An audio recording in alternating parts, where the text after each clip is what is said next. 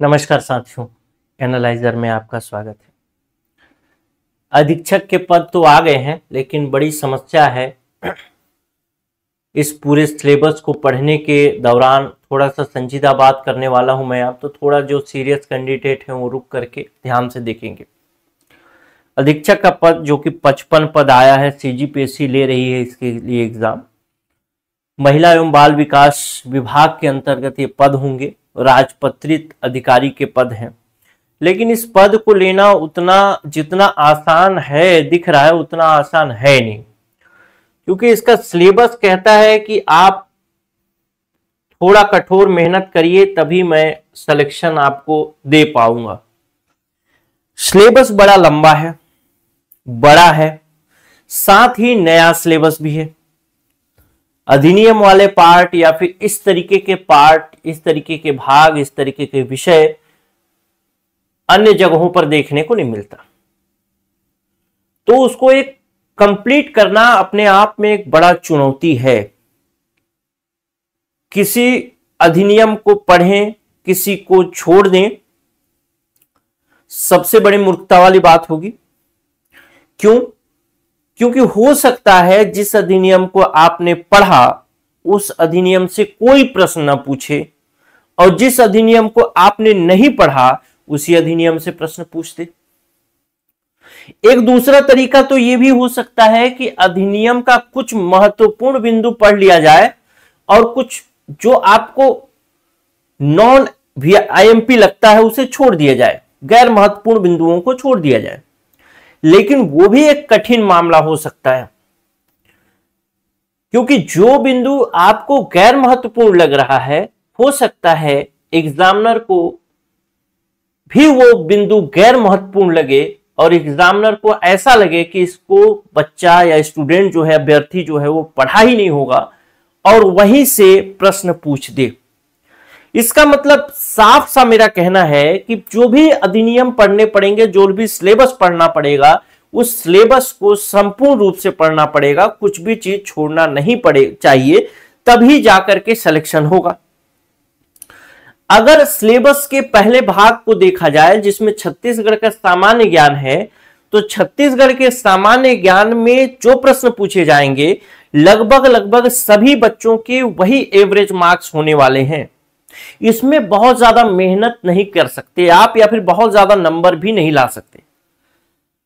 जो प्रमुख मुद्दा है या प्रमुख भाग है वह सेकेंड पार्ट है, जहां से आप सेलेक्ट हो सकते हैं या अपने नंबर को ठीक कर सकते हैं, अपने नंबर को गेन कर सकते हैं, अच्छा ला सकते हैं नंबर। क्यों? क्योंकि जैसे ही आप सेकेंड पार्ट में देखते हैं तो इसमें अधिनियम ही अधिनियम भरे पड़े। सेकेंड पार्ट में भी 3-4 भाग हैं। जो पहला भाग है, जिसको कि भाग 1 के नाम से आप यहां पे देख रहे हैं, इसमें महत्वपूर्ण रूप से आप अधिनियम ही देख रहे हैं। चाहे वो किशोर न्याय अधिनियम हो, लैंगिक अपराधों का अधिनियम हो, मानसिक स्वास्थ्य देखरेख अधिनियम हो, जो भी चीजें हैं ये सारे अधिनियम ही भरे पड़े। अब इस अधिनियम को पढ़ना बहुत ही कठिन मुद्दा होता है, लेकिन एक बात यह है कि अगर इस अधिनियम को पूर्ण रूप से पढ़ लिया जाए तो इससे बाहर से प्रश्न भी नहीं आता। इस दावे के साथ मैं यह कह सकता हूं कि जो किशोर न्याय अधिनियम है, इसको अगर आपने पढ़ लिया तो किशोर न्याय से संबंधित अगर प्रश्न पूछा जाएगा तो आवश्यक रूप से जो आपने पढ़ा है उसी में से आएगा, बाहर से नहीं आएगा। लेकिन अधिनियम की शब्दावली में कठिनाई जाती है। जब अधिनियम बहुत कठिन होता है, उसके शब्द बड़े कठिन होते हैं, तो उसको समझना एक मुश्किल काम होता है। कुल मिला के कहें तो इस पूरे सिलेबस को बहुत कम समय में 2.5 से 3 महीने में समेट पाना एक बड़ा मुश्किल काम होगा एक सामान्य अभ्यर्थी के लिए, क्योंकि भाग 2 के अंतर्गत भी आप देखेंगे 5 भाग दिए हुए। तो एक सामान्य अभ्यर्थी के लिए बहुत मुश्किल काम होगा कि वो इस अधिनियम के सभी भाग को एक साथ समेट ले 2 से 2.5 महीने में, जो कि आपके पास समय दिया गया है मैक्सिमम 2.5 महीने मान के चलिए। इसके बाद एक समय आएगा जिस समय आप टेस्ट सीरीज लगाएंगे और बाकी कुछ नहीं कर सकते, रिवीजन कर सकते हैं, टेस्ट सीरीज लगा सकते हैं। इसके लिए भी समय तो चाहिए ही चाहिए ना, इसीलिए 2.5 महीने मान करके चलिए कि यही 2.5 महीने का समय। अब इस 2.5 महीने के समय में इतने बड़े सिलेबस को पढ़ना है,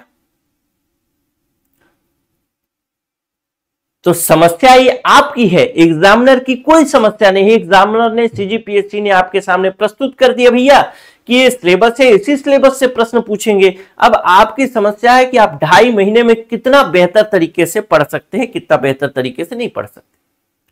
और मुझे तो यहां तक ऐसा लगता है कि आपको अगर अच्छे से पढ़ेंगे तो ये टेस्ट सीरीज लगाने का भी शायद समय ना मिले। अब इन सब बिंदुओं को ध्यान में रखते हुए मैंने अब जो हमारा क्लास है उस क्लास में मैं इस बार सोचा हूं, या फिर इस बार जो करने वाले हैं वो कुछ इस प्रकार से करेंगे जो कि आपको थोड़ा सा ज्यादा फायदेमंद होगा। अगर अंतिम समय में आपको टेस्ट सीरीज लगाने का मौका नहीं भी मिलता तो भी आपकी प्रिपरेशन लगभग तैयारी फिक्स होगी। देखिए, किसी भी वनडे एग्जाम को निकालने के लिए सबसे महत्वपूर्ण जो बिंदु होता है उसमें 2-3 बिंदु सबसे महत्वपूर्ण होते हैं। सबसे पहला बिंदु तो होता है जो कि होता है पढ़ाई, यानी आपका सिलेबस पूरा हुआ है कि नहीं, पाठ्यक्रम पूरा हुआ है कि नहीं। यहीं से सबसे पहला बिंदु आपका निकल करके आता है। और अगर आपने पूरा पाठ्यक्रम पढ़ा है तो आपने अपनी पढ़ाई का लगभग 33% काम कर लिया। अब आपके पास दूसरा जो पार्ट होता है किसी भी वनडे एग्जाम के लिए, वो होता है कि वह चीज आपको याद है कि नहीं। और अगर आप चीजों को याद करेंगे तो ज्यादा कठिन है, अगर वो चीज आपके व्यवहार में हो तो बहुत आसान है। और तीसरा बिंदु होता है जिसको आप कहेंगे MCQ, यानी बहुविकल्पीय प्रश्न। यानी जिस प्रकार के प्रश्न पूछे जाएंगे, अल्टीमेटली आपको क्या करना है, अल्टीमेटली अंतिम तौर पर आपको वही एग्जाम हॉल में बैठ करके प्रश्न बनाना है। और अगर प्रश्न बन जाते हैं तो सारी चीजें हैं, लेकिन इस प्रश्न को बनाने के लिए आपको पढ़ाई करनी पड़ेगी। पढ़ाई करने के बाद आपको वो चीजें याद भी रहनी चाहिए। तो हम इस बार ये काम करेंगे कि जो भी पढ़ेंगे, जैसे अभी क्लास आप लोग का डल रहा होगा तो ध्यान होगा, सूचना के अधिकार अधिनियम से क्लास हमने शुरू किया है। तो जो भी पढ़ाई करेंगे उस पढ़ाई को हम 1 से 2 मिनट में रिवाइज कर लेंगे, तो एक माइंड मैप जैसा हो जाएगा। यानी पूरा सिलेबस तो हम पढ़ेंगे, कोई भी सिलेबस का एक बिंदु छोड़ेंगे नहीं, क्योंकि हमको 100% करना है और सिलेक्शन 100% लेना है। पढ़ना बस नहीं है, हमको सिलेक्शन के लिए पढ़ना है, सेलेक्ट हो जाए इसलिए पढ़ना है। केवल ये उद्देश्य नहीं है कि हाँ हमने कोचिंग ज्वाइन कर ली, अब कोचिंग ज्वाइन करने के बाद हम परीक्षा दी, अब फेल हो गए तो क्या। फेल होने का कोई सवाल ही नहीं है। 2 विकल्प रखना है, या तो पास होना है या तो निश्चित रूप से पास होना है, तीसरा कोई विकल्प ही नहीं रखना। तो जैसा कि अभी पढ़ा रहा हूं या क्लास चल रहा है उस अनुसार मैं आपको बता दूं कि हम पहले पढ़ाई करेंगे, फिर एक काम करेंगे जो कि होता है माइंड मैप का। इन माइंड मैप में हम एक काम ऐसा करते हैं कि जो भी हमने पढ़ा उसको एक छोटे से 5 से 7 मिनट में रिवाइज कर लिया।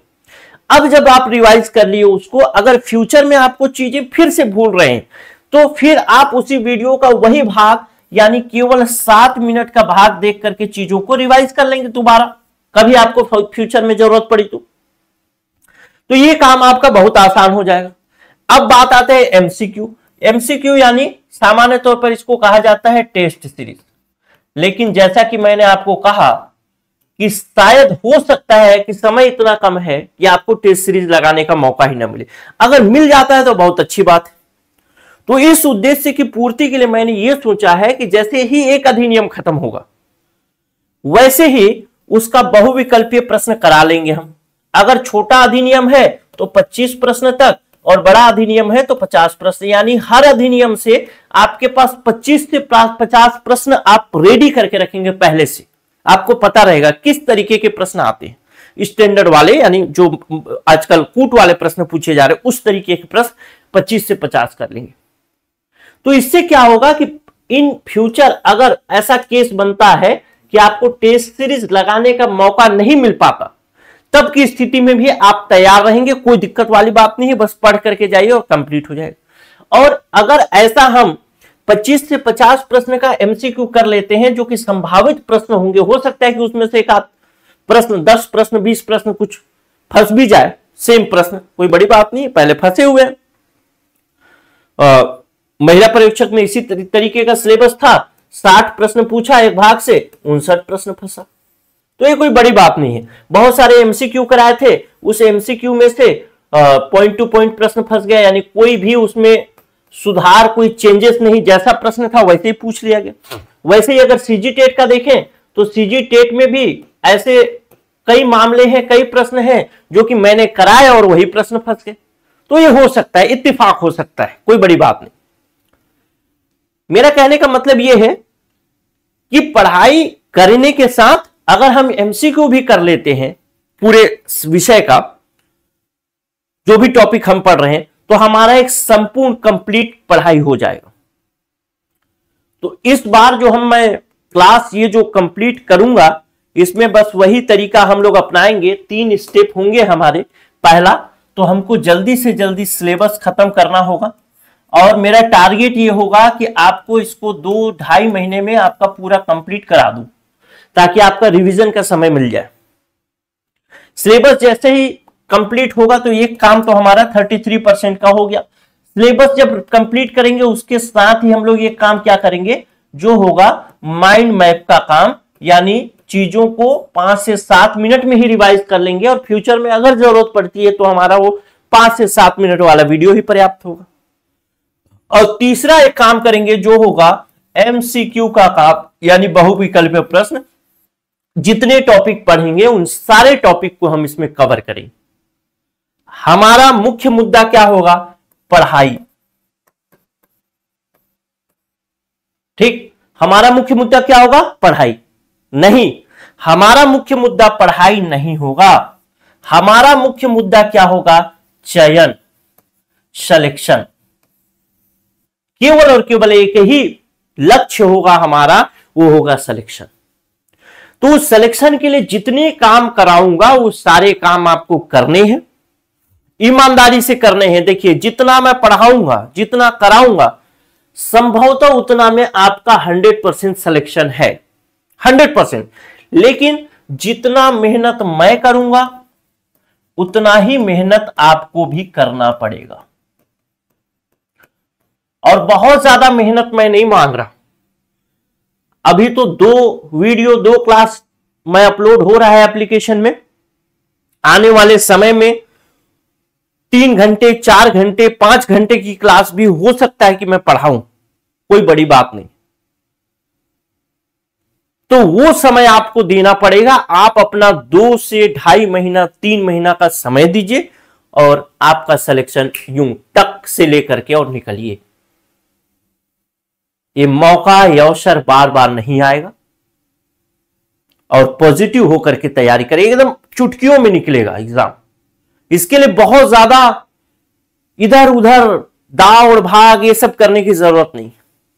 केवल जितना करा रहा हूं उतना ही कर लो, बस उतना आपका मेहनत होना चाहिए 150% का, 100% का नहीं, 150%।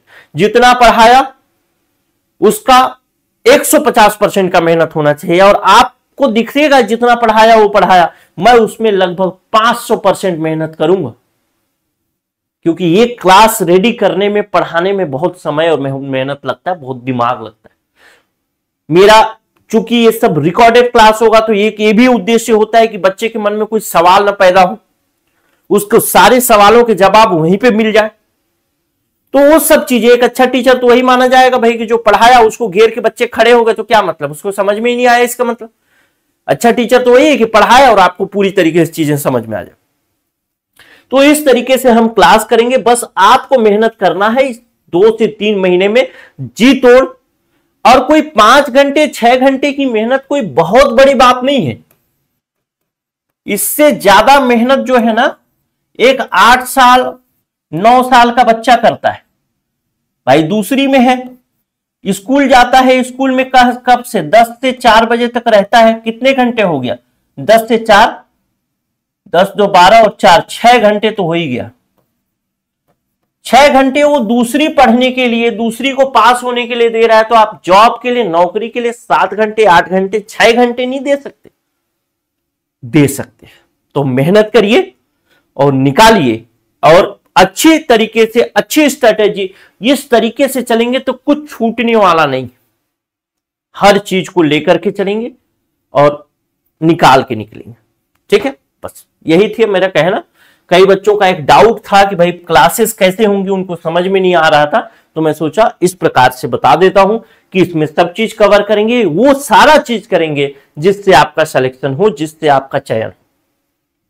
वो कोई काम नहीं करेंगे जो चयन को बाधा डाले। बस आपको अपनी मेहनत और लगन दिखानी है मेरे दोस्त। और इस बार अगर मैं कहता हूं, वैसे तो इस फील्ड में बच्चे कम हैं जो इसका सिलेबस, जो इसका क्वालिफिकेशन दिया है, लेकिन अगर एनालाइजर में 100 स्टूडेंट एडमिशन लेते हैं तो एक बात मैं आवश्यक तौर पे कह सकता हूं कि जो 55 पद है, इस 55 पद में से 25 प्लस पद हमारे स्टूडेंट ही लेंगे। ज्यादा भी ले सकते हैं, ध्यान रखिएगा। ये सिलेक्शन जो होगा 25 प्लस का हमारे यहां से होगा। ज्यादा बच्चों का भी सिलेक्शन हो सकता है, कोई बड़ी बात नहीं, और ऐसा हमने करके दिखाया है कई एग्जाम में, तो ये कोई बहुत बड़ी बात नहीं है। लेकिन ये सिलेक्शन मेरे पढ़ाने बस मात्र से नहीं होगा, ये सिलेक्शन आपके पढ़ने से होगा। मैं तो सबको वही पढ़ाऊंगा। 100 बच्चों में 25 बच्चे अगर सेलेक्ट हो जाए तो 25 को भी वही पढ़ाया हूं और बाकी 75 को भी वही पढ़ाया हूं। इसका मतलब मेरा जो योगदान है वो मैं तो 100% दे ही दिया।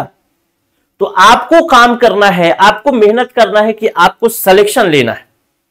जो पढ़ाया उसको मेहनत के साथ पढ़ना है, बस यही काम करिए। बहुत आसान है सिलेक्शन लेना। 1 डे एग्जाम है, ऑफिसर का पोस्ट है, कोई बड़ी बात नहीं। और अगर अभी भी कई बच्चे होंगे जो कि कोर्स ज्वाइन करना चाहते होंगे तो उनके लिए मैं थोड़ी जानकारी यहां पर लिख देता हूं